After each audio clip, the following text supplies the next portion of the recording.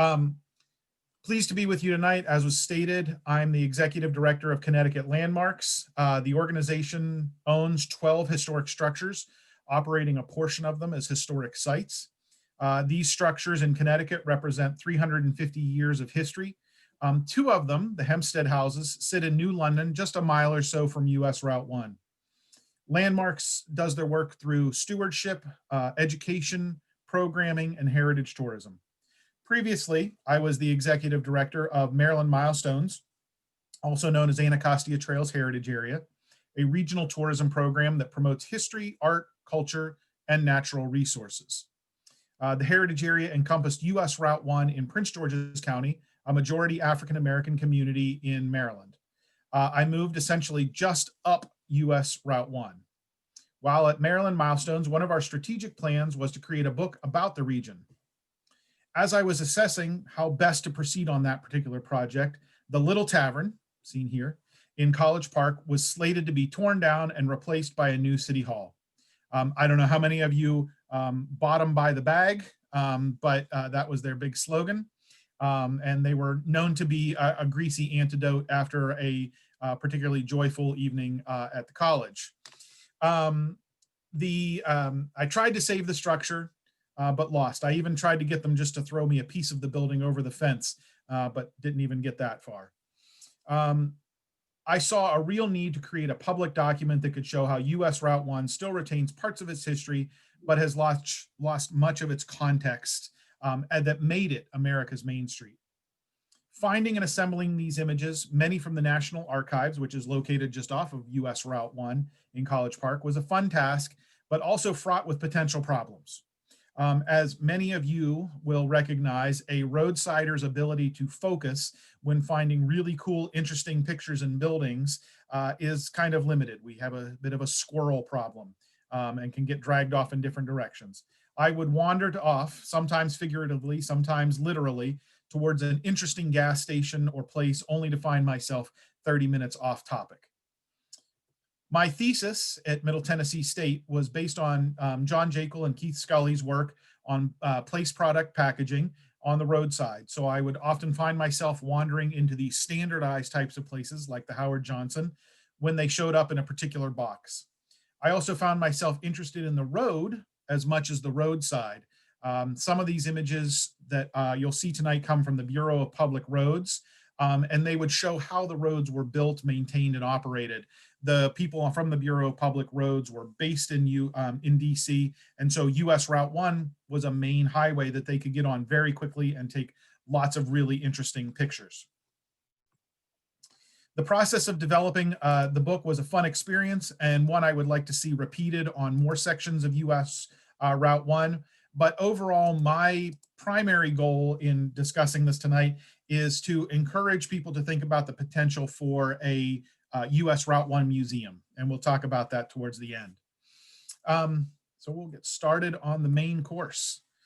America's Main Street has seen milestones of both a physical and figurative sense, marking the major moments in American history.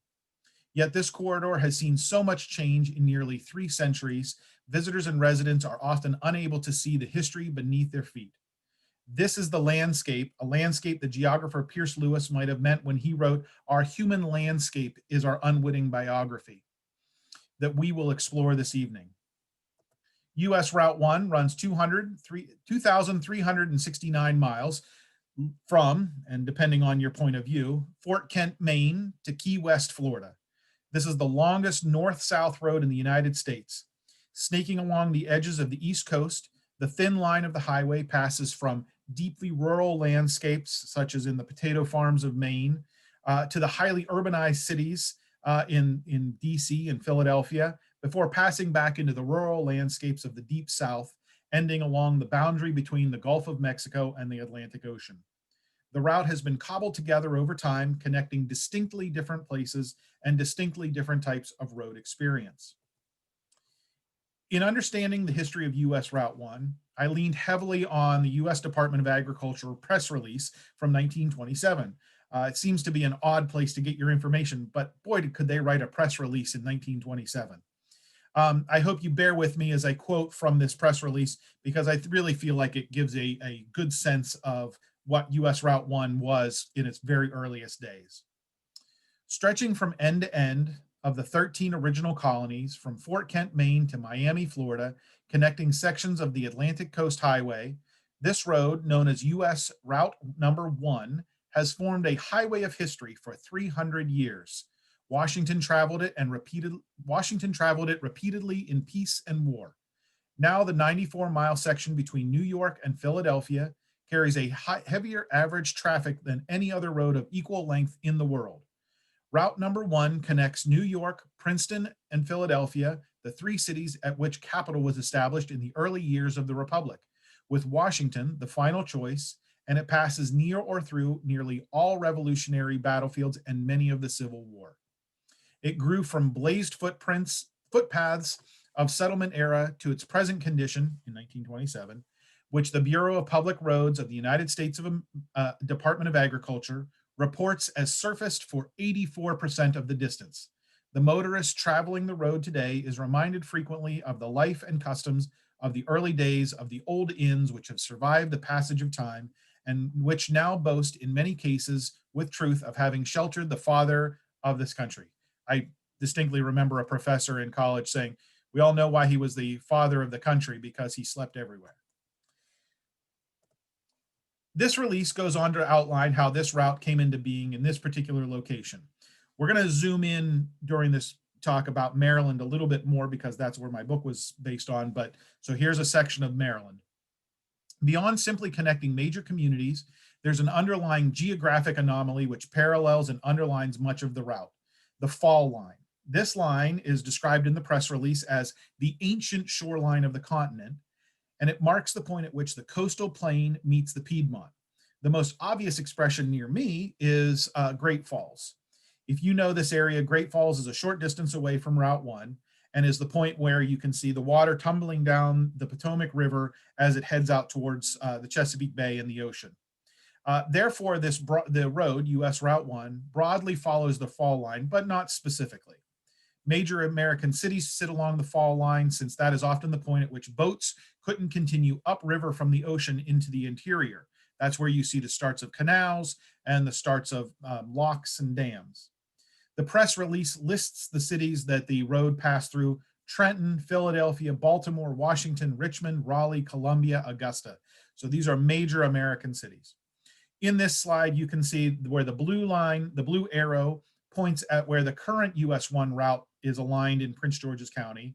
The yellow line shows the original waggling route as it followed, and the red arrow shows the approximate point of Great Falls. So it kind of gives you a sense of where these pieces are. Folks in this area would recognize that that line is much closer to Route 29, but it's in that area. In the Maryland section, I researched, this was home to the Nacotchtank and Patuxent tribes, which used paths and rivers for transportation. Perhaps some of those paths became US Route 1. However, much of that history is unwritten or apocryphal or lost to archaeological damage. So we don't know for sure. Colonial lives were based around water and agriculture. Roads, including what would become US Route 1, was a path from plantation to the feeder ports. New England, the route was a post road that connected communities together. The Mid-Atlantic, the route connected major industrial communities, many of which were built along the waterfalls of the fall line. In 1747, 5 years after Maryland's Bladensburg, which we're kind of looking at here, was established, the General Assembly passed an act to amend the staple of tobacco and established tobacco ports by providing a wharf, scales, warehouse, and inspector at each port of entry. Bladensburg became a major tobacco collection site. That success, though, led to its demise. Erosion from tobacco farms upstream on the eastern branch, now the Anacostia River, rendered the former Deepwater port unnavigable by 1835, just as the railroad arrived and bypassed the center of town. Taverns and turnpikes were common for those seeking fast travel and fast-ish food. The Palo Alto, here in the town of Bladensburg, was thought to be one of potential location where the cocktail was invented that they would drink before and probably after a duel at the nearby dueling grounds. We're going to leave US Route 1 for a period of almost 100 years now, leaving behind the turnpikes, the railroads, the telegraph, the trolley lines. which attempted to supersede the road and arrive at a point that the automobile is starting to make its mark. But since I'm the one leading this presentation, I had to show this picture, which is one of my absolute favorites. This shows the Wright Flyer at College Park in 1909, flying up above the B&O Railroad running behind it. US Route 1 is somewhere off in the distance, not quite ready for prime time. In later parts of the 19th century, the good roads advocates called for improving major routes in the country. Many of these advocates were part of the new bicycle movement that swept across the United States. Efforts were made to improve the new touring phenomenon of cycling. Petitions were made to the president and state legislatures. Additionally, during this period, we would have what might today be known as craft automobile development locally in Maryland, including car builders such as the Carter Motor Company here, also known as the Washington Motor Car Company. Maryland, like many other states along the route, established a roads commission responsible for working with counties to improve and maintain routes, including the historic Turnpike route. New systems for paving roads were developed. During this time, there was a pressure to name the major routes, such as the Lincoln Highway. The Baltimore and Washington route was considered part of the Atlantic Highway. Sometimes it's referred to as the Atlantic Coast, but from what I found, Atlantic Coast and Atlantic Highway were two different things. The name was short-lived as agreements among the states led to a numbering system, with this route designated State Highway Number 1 in Maryland. Again, this is a favorite picture, and I have the prerogative to do that, from 1915 in front of what is now the University of Maryland. This is late summer or autumn when the paving material, you can tell by the height of the corn, when paving material, the rocks and gravel there, would be laid out in piles for the hard winter so that in spring they could be spread quickly to fix the muddy and rutted roads. What I love about this picture is that US 1 gets criticized very often for having lots of telephone poles. Well, that's been there since the very earliest. And of course, you do have to remember that electricity came after the telephone and telegraph. So you would have to climb over the power lines in order to fix the telephone lines. So that would have led to a shocking situation at some point, I'm sure. So back to our Department of Agriculture press release. They reported the road is now in good condition, remember in 1927, throughout the entire length. From Ellsworth, Maine through large eastern cities to Richmond, Virginia, there is a dustless all-year pavement for practically the entire distance of 884 miles. Therefore, as we reach the golden age of roadside development in the 1920s to 1940s, US Route 1 is largely formed and paved or being carved out and finished. The release also notes that 5 of the first 7 states to establish a state highway department were along US Route 1, and that it was, quote, consequently one of the first American highways to benefit from the more scientific methods introduced by these efficient engineering agencies. It concludes by saying that US Route 1 is destined to be one of the first of great interstate highways to be completely improved throughout its entire length. Of course, not all parts were up to snuff, even by 1938, such as the Petey River Bridge here in South Carolina. In 1925, the Joint Board on Interstate Highways established, which led to the numbering system, starting with US Route 1 on the East Coast. From the Department of Transportation's history, E.W. James, who was the Bureau of Public Roads Chief of Design, records his choice of Route 1. I got in touch with Paul Sargent, the head of Maine's road agency, on my proposed numbering scheme, putting pressure on my proposed route number 1, which I suggested as the first route along the Atlantic side of the USA, following as far as possible the old historic Fall Lines roads. As soon as I mentioned the Fall Line Road, Sargent said he was with the whole idea and that the Fall Line route really began at Maine and Fort Kent on the Canadian border. It was fairly distinct to Boston and Providence, where it headed to Narragansett Bay, somewhat indistinct to New York, and then along the River Falls line to Augusta, Georgia. At Trenton, the Falls of the Delaware at the Conowingo, the Falls of the Susquehanna at Georgetown, Washington, the Potomac Falls at Frederick, Virginia, the Rappahannock at Richmond, the James at Petersburg, and so on. This image is of the Pulaski Skyway in New Jersey. The numbering went into action in November of 1926. At this point, the states were in a building bonanza. For example, Maine spent $134 million building 1,428 miles of state highway, according to an article from Down East magazine. Quoting Paul Sargent, the Maine Highway Commissioner at that time, he said, "The future development of our tourist and summer resort business depends largely upon the development of our system of trunk line highways."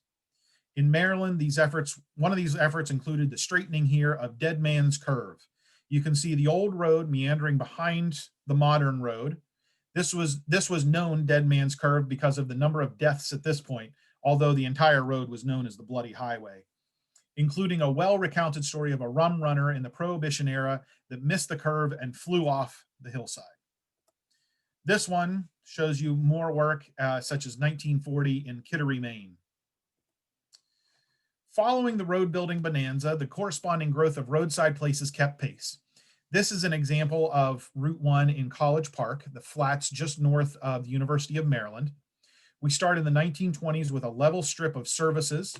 We can count Amico, the liquor store, cabins, and right here, a student-owned and operated Sinclair gasoline station. So you can see all the different frozen custard, the restaurant to the side. And if we jump forward just a little bit further, a few years later, the Sinclair has been replaced by a Mobil Gas, but other parts are still there. You can still see that same cabin sign, the liquor sign, the Amico, all there, still in place. If we go in a bit closer for a look at that amazing Mobil Gas flying Pegasus, I mean, who wouldn't want that hanging up on their wall? That is just a fantastic piece of artwork. And then we come forward a little bit further to the 1960s. We'll see the road continuing to grow. Some of the pieces still remain there.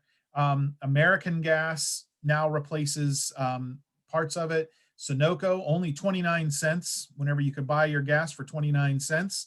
I won't assume that we all know that, but it's still kind of amazing to me to see it. The Holiday Inn off in the far distance at the top of the hill, which has just been replaced by a Lidl grocery store. And what is that? I see a sign that says diner. I want you to know just for a moment that for a very short period of time, whenever I was in the process of moving around, I spent 3 months as the interim executive director of the American Diner Museum, a short-lived attempt to create a diner museum. So whenever I see a diner sign, I get a little bit excited. So let's go ahead and zoom in and see what's happening there. We see the Norman Falcon Motors, but the perspective of the picture kind of threw me off, and I wasn't sure which diner I was looking at. You can see a building that seems to say air conditioned, and there's a large awning to it. So I dug around a little bit and I found the Park College Diner. Now, the Park College Diner deserves a bit of moment of silence right now. This diner, 1950s era O'Mahony, was the site of a sit-in on January 13th, 1962. 59 years ago tonight, there was a major sit-in there where 18 students were arrested as they protested the public accommodation rules. Prince George's County at the time was very white, very segregated. There's a McDonald's at that location today, and the diner itself sits in a field in southern Maryland. It exists, but just barely. So let's continue a little bit further north. We can take another side trip into some diner history, lost and found. In this image, we find the two-way traffic of US Route 1 in Laurel, Maryland. This is an entirely southbound route today.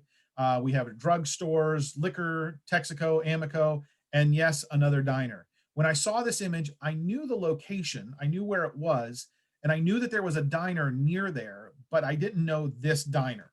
So if we come in a little bit, we can find a 1934 Silk City diner with side entry doors, which was not actually a terribly common design for Silk Cities. That great Laurel script that you can see written there. But I didn't really know the deal with the diner. I know this diner. This is sometimes known as the Tasty Diner, a 1951 Comac. It arrived just as the 2nd Street bypass was open, creating a northbound and southbound route.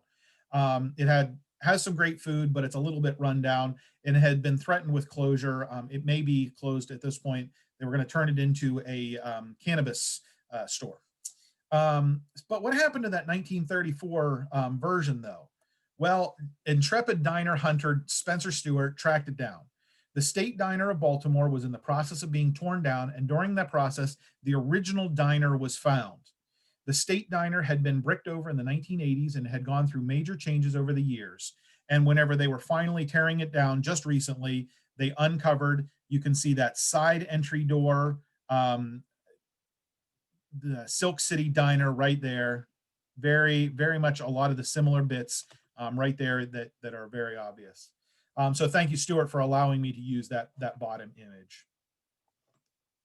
How about we do one more diner, just because we're having fun with them and it's my presentation. The Berwyn Diner is probably one of my favorites. This image was taken by Jack Delano as part of the FSA photograph project at the Library of Congress. It isn't actually in my book because I couldn't get a good enough quality print at that point.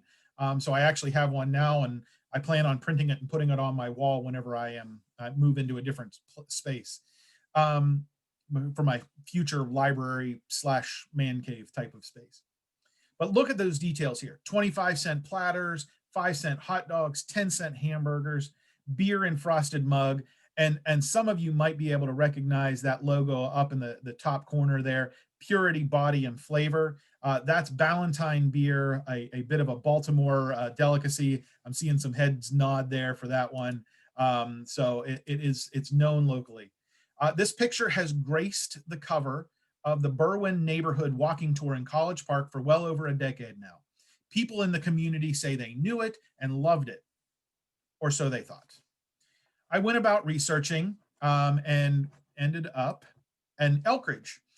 In the distance is a major distilling operation, now the American Guinness Brewing Factory. Down the center is US 1, passing under the Baltimore and Ohio Railroad.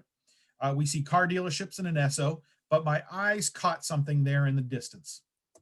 I was confused. I see the word diner. That looks like the word diner that I see in the Berwyn Diner sign up in the top corner. And the more I looked, though, the more I realized the photograph, the person who had taken the photograph had labeled the diner as near Berwyn, but was probably trying to remember his pictures after a long day. And the diner in Elkridge got magically transported to Berwyn, 20 miles to the south. All the details matched. Someone in another program had asked me if the Maxwell Diner was perhaps a chain or something. Not as far as I can find out.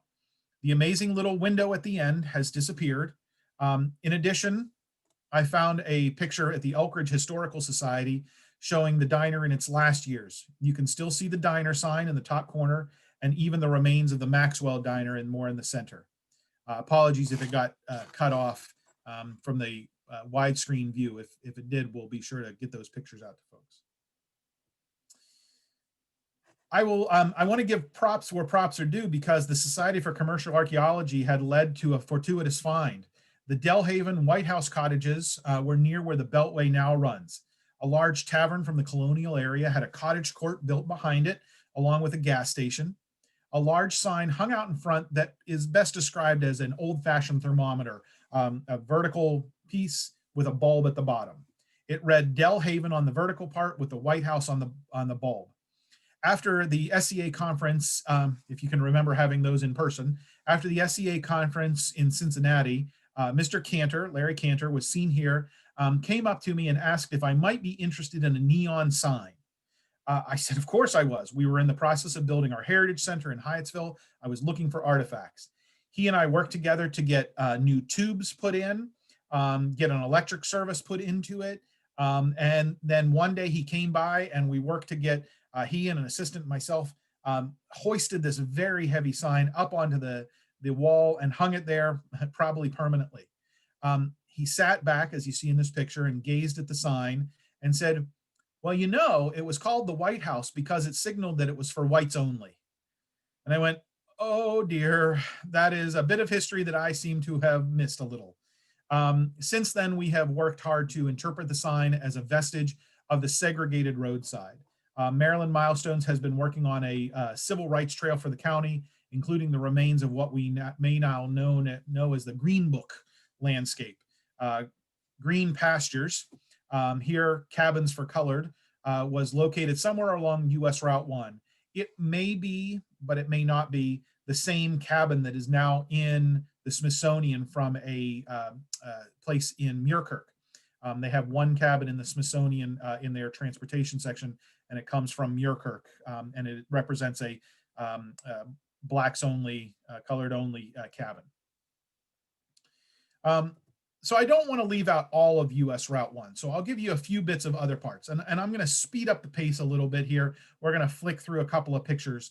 And I want to be the first one to admit, I say this in all my programs, I don't know where Uncle Johnny's, restaurant was, and I don't know where this gas station is. I know broad strokes. I know for generalities for the most part.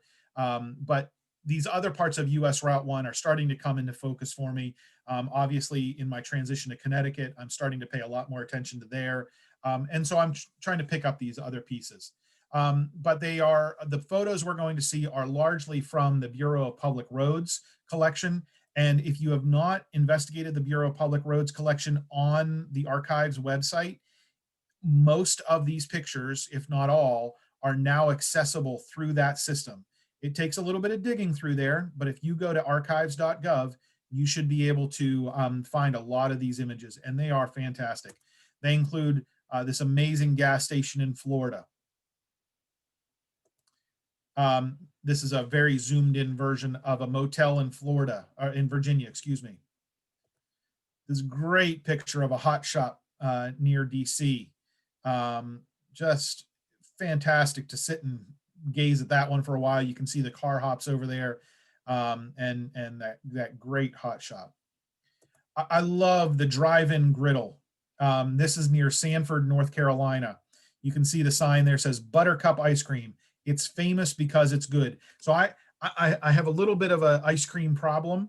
My wife yells at me quite a bit about the level of ice cream that gets consumed.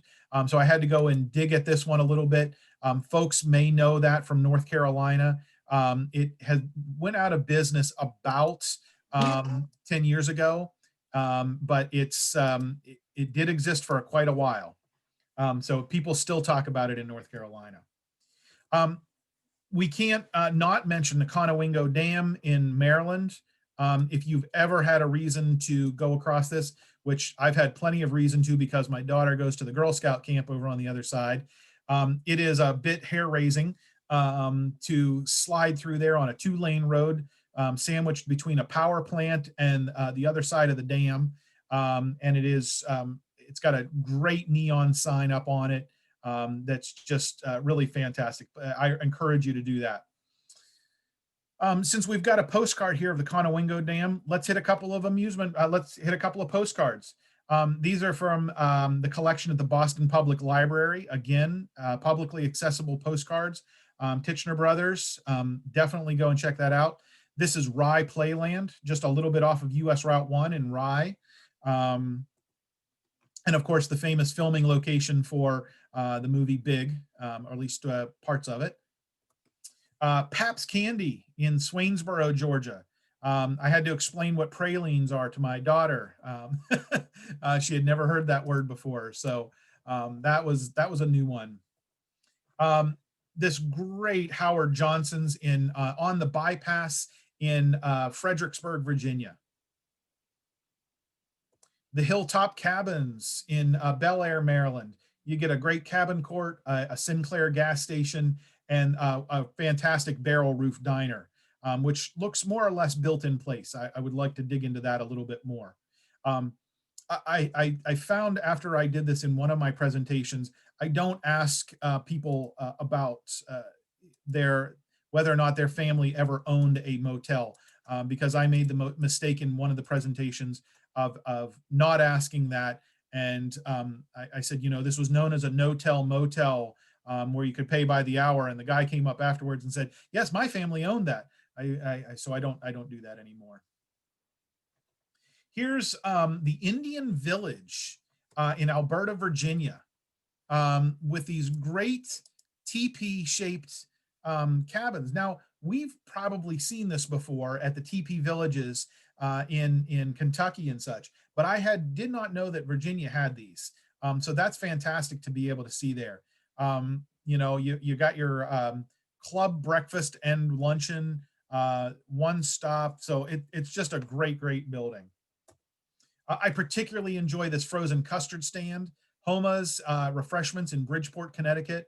The selection is just fantastic. You've got everything from chow mein and steaks to ice cream and hot dogs in a very simple but really great looking building. Maybe we'll throw in one for Rhode Island because I haven't had too many for Rhode Island tonight. This is Roy Carpenter's camp in Matacnock, Rhode Island. I encourage you, this is where I get to do a plug and say, if you haven't read the book Heading Out, about the history of camping, it is a fantastic book. I strongly encourage you to find that and take a read through that if you're into the history of tourism, as I am. Maybe we'll throw in a few from John Margolis's collection at the Library of Congress. Again, if you've not seen that big collection, he's just got every picture from John's collection, and it is just fantastic. I like to stop and gaze for a while at the Hilltop Steakhouse and think about its life in Mass on north side of Boston. The cactus is still there. They've repurposed it into a new shopping plaza sign. And I did manage to have one steak before it closed whenever I was still in college. We've got places at the other end, like Gatorland. That's such a fantastic picture. Who wouldn't want to do great gator wrestling at Gatorland in Florida? So US Route 1, shown here in the 1920s with a surge of traffic between Riverdale Park and University Park, Maryland, of course, has its long legacy of history from colonial period to modern highway. But it was never flashy. It was home. It was Main Street. A few bits of flash here and there. The Little Acres with its giant chicken in Beltsville, Maryland. And Joel, that one's especially for you. A little extra picture that we dug up afterwards. Joel's an amazing artist, and he painted a picture that we figured out ended up being the Little Acres building, long different in its lifetime. Or it could be the One Spot dog. This deserves an extra moment, if you will.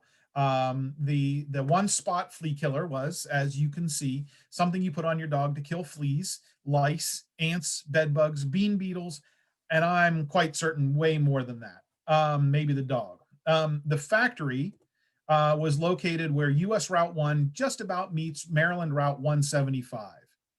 A Red Roof Inn there sits just kind of where the sign was located.